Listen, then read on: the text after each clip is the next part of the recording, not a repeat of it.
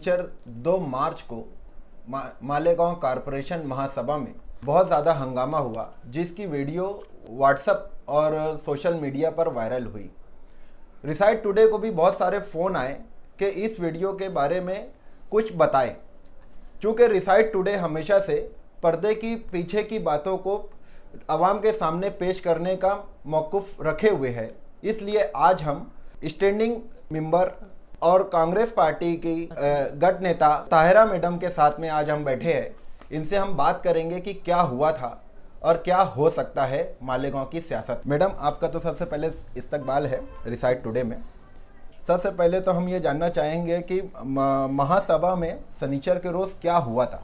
शनिचर के रोज़ महासभा में बजट पेश होना था। वो स्पेशल स्टैंडिंग कमेटी महासभा को बजट सादर करने की वो मीटिंग थी। उस मीटिंग में बजट पर चर्चा होनी थी, यानी कि हर मूलभूत सुविधा में क्या होना चाहिए, यानी वो विषय जो था वो बारी बारी चलने वाला था और सभी लोग बजट में भाग लेकर क्या करना चाहिए, क्या होना चाहिए, किस चीज़ का के ऊपर ज़्यादा ध्यान देने की ज़रूरत है, यानी हॉल के सभी सदस्य उस मीटिंग में अपनी अपनी राय पेश करते हैं और इसी तरीके से हमारा सालाना बजट वहाँ पर पारित होता है।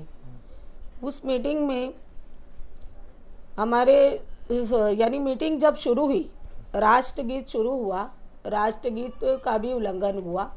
राष्ट्रगीत शुरू हुआ है, वहाँ से इस महागठबंधन के लोगों ने हंगामा बर्पा किया। उन्होंने कल ज़बरदस्ती हंडे कलसियाँ लेकर और इस मीटिंग का उल्लंघन किया और बजट के ऊपर चर्चा भी नहीं होने दी। मैं आप लोगों को ये बताना चाहती हूँ कि हमारे कांग्रेस पार्टी के स्टैंडिंग कमेटी के सदस्य 5 हैं, महागठबंधन के भी 5 सदस्य स्टैंडिंग में हैं। तो अगर ये विषय, ये मुद्दे पर उनको बात करनी थी, बजट पहले स्थायी समिति में बनता है। स्थायी समिति में बजट पर 3 दिनों तक लगातार चर्चा हुई। हर एक विषय पर कहाँ से हमको इनकम आनी चाहिए, कहाँ पर हमको खर्च करना चाहिए, कहाँ पर हमको बढ़ाना है, कहाँ पर हमको घटाना है, कहाँ आशात ज़रूरत है, कहाँ पर देर से भी कर सकते हैं। इस तरीके की 3 रोज़ तक लगातार बजट के ऊपर चर्चा हुई। तब स्टैंडिंग कमेटी में ये बजट पूरा हुआ।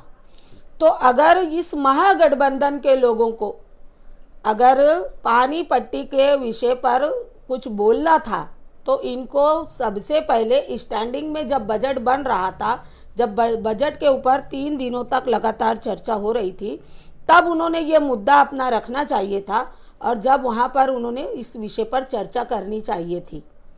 लेकिन उन्होंने ऐसा बिल्कुल नहीं किया और उनका मकसद आवाम का भला करना या आवाम के हक में उनका ये विषय कल भी नहीं था।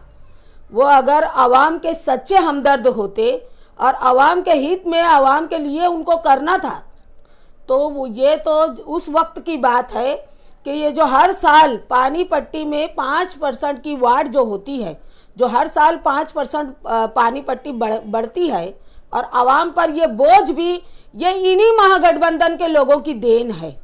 ये जिस वक्त पहले मेयर निहाल साहब थे, हमारे मरहूम, उनके वो मेयर थे और Sajida madam standing committee chairman थी।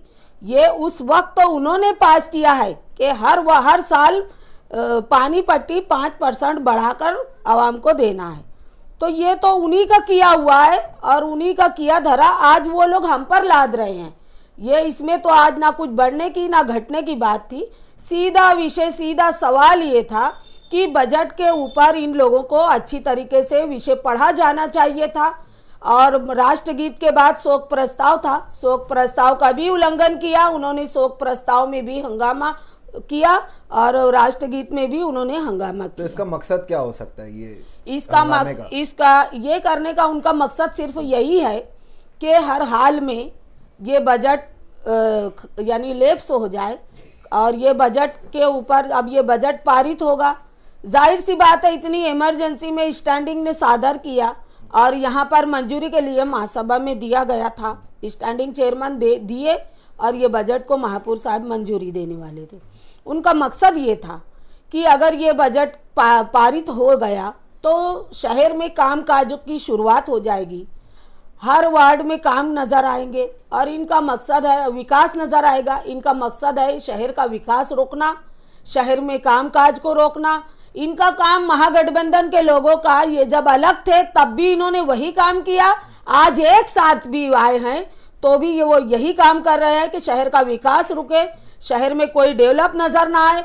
आवाम जिस तरीके से मरी जिंदगी यानी पिछड़ी जिंदगी जी रही है, आवाम इसी तरीके से झुलसती रहे तो ये लोग अपना ही राजकारण की रोटियां सेकेंगे। और हमारे कांग्रेस पार्टी के कायदीन का ये सवाल है कि शहर में हर एक को तकलीफ से राहत पहुंचाने का काम हमारे लीडरान करते हैं। क्या इसी तरीके का हंगामा पिछले साल की बजट में भी कुछ हुआ था, जिसके बाद बजट में स्टे ऑर्डर भी लाया गया था?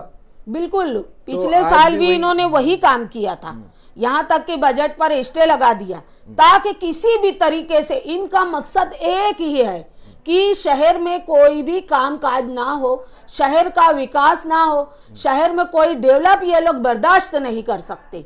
इनका मकसद है काम रोकना और इसीलिए वो बजट के ऊपर, हर साल बजट के ऊपर ये लोग तरह तरह के हंगामे करते हैं। और इस महासभा में तो उन्होंने बिल्कुल यानी हद ही पार कर दी।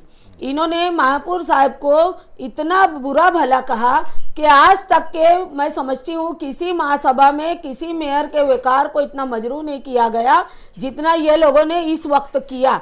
और जो हरकत ये लोगों की जो है, जो कलमात इन लोगों ने पेश किए, ये हमारा समाज इजाजत नहीं देता कि किसी को हम ऐसे अल्फाजों से नवाजे जिसकी यानी कहने का मतलब हमारी शरीयत इजाजत नहीं देती, हमारा मजहब इजाजत नहीं देता। अगर कोई अपना दुश्मन भी है तो उसको भी अदब से बोलो, लेकिन इन्होंने ऐसे ऐसे कलमात नवाजे हैं कि अगर कोई सुन लेता तो बोलता कि ये महागठबंधन की महिलाएं हैं। इस तरीके की हरकत की गई है और महागठबंधन के लोगों ने महिलाओं को आगे किया और उनके पीछे जेंट्स खड़े रहे। ये बराबर बात नहीं है। इसमें एक बात और कि आप स्टैंडिंग कमेटी के मेंबर भी हैं जी, तो अभी का जो बजट पास हुआ है जी, ये आवाम के हक में और शहर के हक में कितना बेहतर है?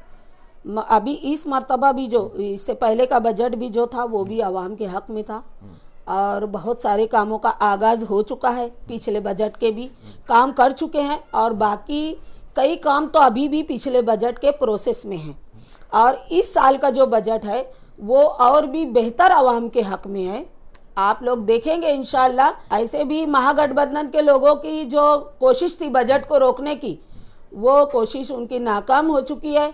कल बाकायदा मेयर साहब ने बजट को मंजूरी दी और सभी पक्ष के जो है हमारे बीजेपी, MIM और शिवसेना, कांग्रेस, ये सभी पक्ष ने मिलकर बजट को मंजूरी दी है ना। और उसके बाद ये बजट तो पारित हो गया। इंशाल्लाह आचार संहिता के मद्देनजर इस बजट को के ऊपर जल्दी कार्रवाई की गई और बहुत ही जल्दी आप लोग देखेंगे कि ये बजट और बेहतर, हर साल की बनिस्बत इस साल का बजट और बेहतर साबित होगा आवाम के हक में।